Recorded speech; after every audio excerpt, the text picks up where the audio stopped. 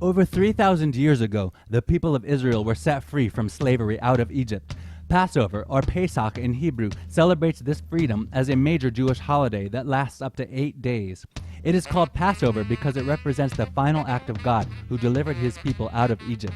Hashem in Hebrew literally means the name, and a Jew will refer to our God in this way. Hashem gave these instructions to his people. Each family was to take a spotless lamb, kill it, paint its blood on the doorpost of their house, and then eat it. If the family did this, the angel of death would not kill their firstborn. When the angel of death would see the blood on their doorpost, the angel of death would pass over their house. This was the final plague stricken over Egypt, because Pharaoh did not want to let the Israelite slaves go. After the firstborn children and even animals of Egypt were slain by the angel of death, Pharaoh finally agreed to let Moses take the Israelites out of Egypt.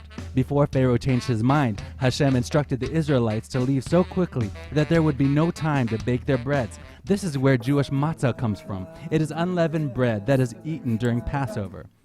As part of the Passover Seder, meaning order, the traditional feast and telling of this story, one of the 3 pieces of matzah is broken in half, wrapped in a cloth, hidden, and later retrieved to be served as the last morsel of food. This is called the afikomen. During the Passover Seder, the youngest child at the table will ask 4 questions. The answers explain how tears, bitterness, and slavery have turned into freedom and joy. During the Seder, we have 4 symbolic cups of wine. The cup of sanctification, symbolizing being set apart. The cup of plagues and deliverance, referencing the 10 plagues of Egypt and what Hashem has delivered his people from. The cup of redemption. This is the cup that we drink after the afikomen is broken and shared. It is also the origin of the Christian ritual of communion. The 4th is the cup of praise and fulfillment when we say, Lashana Haba'ah B'Yerushalayim, or in English, next year grant us to be in Jerusalem. I hope you are beginning to see how beautiful and rich in symbolism this time is. There's so much more, including the traditional Seder plate, containing ceremonial food that holds even more symbolism. It's a time of songs, family, and celebration. Passover, like most Jewish holidays, has this recurring theme. They tried to kill us, we won, let's eat.